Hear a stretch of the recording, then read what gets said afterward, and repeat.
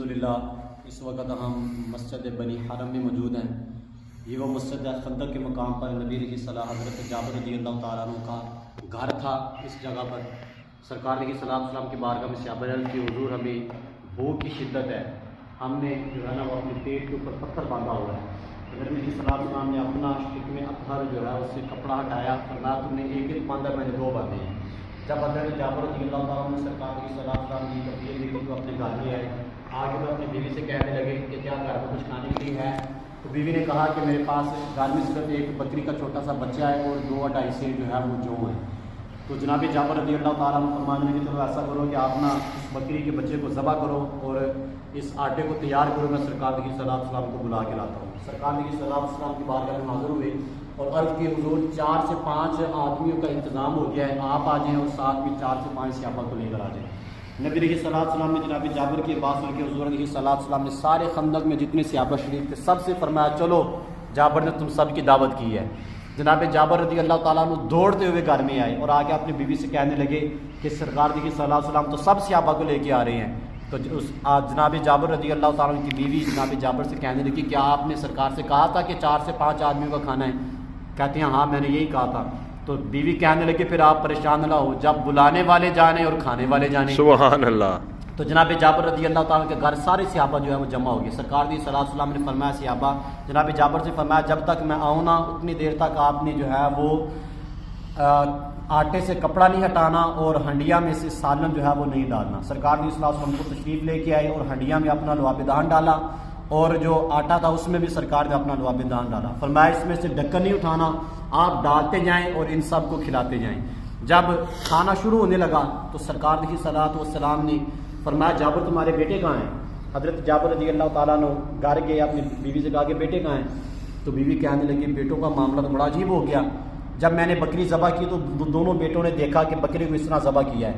تو جناب جابر رضی اللہ تعالیٰ عنہ کے دونوں بیٹے، چھوٹا جو ہے وہ بڑے کو چھت پہ لے گیا اور بڑا جو ہے وہ چھوٹے سے کہنے لگا میں تم کو لٹا کر بتاؤں کہ امی نے آج بکری کو کیسے ذبح کیا ہے۔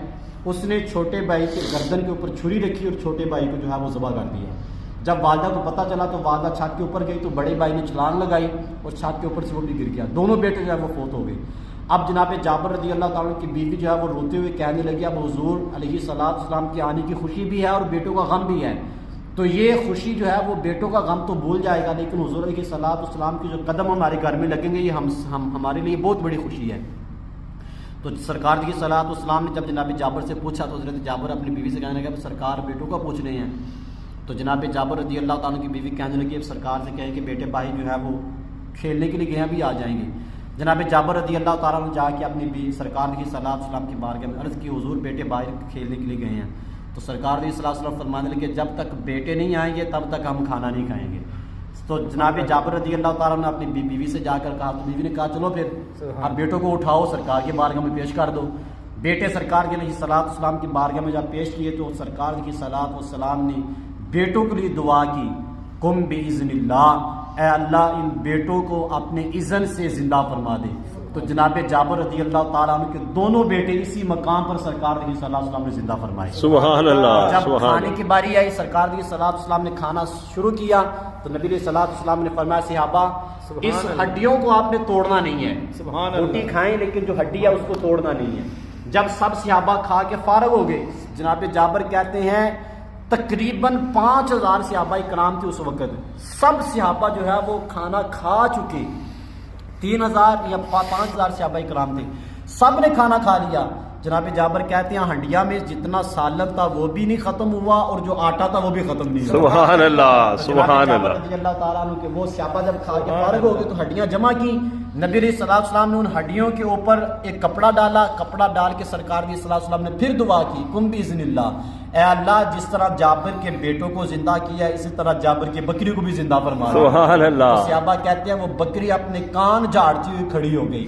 سرکار علیہ السلام نے جناب جابر کو ان کے بیٹے بھی لٹا دیے اور سرکار علیہ السلام نے جناب جابر کی بکری بھی جناب جابر۔ سبحان اللہ۔ سب صحابہ نے کھانا بھی کھا لیا۔ یہ عظیم معجزہ اس جگہ پر روح پذیر ہوا جس جگہ پر آج الحمدللہ سرکار کی صلاۃ و سلام کے توسل سے ہمیں بیٹھنے کا موقع اور سعادت میسر آئی. اللہ تبارک و تعالی ہم سب کی حاضری اپنی پاک بارگاہ میں قبول فرمائے. آمین آمین. دیکھنے والے اللہ تبارک و تعالی تمام کو ایک اس پاک جگہ کی زیارت عطا فرمائے. آمین.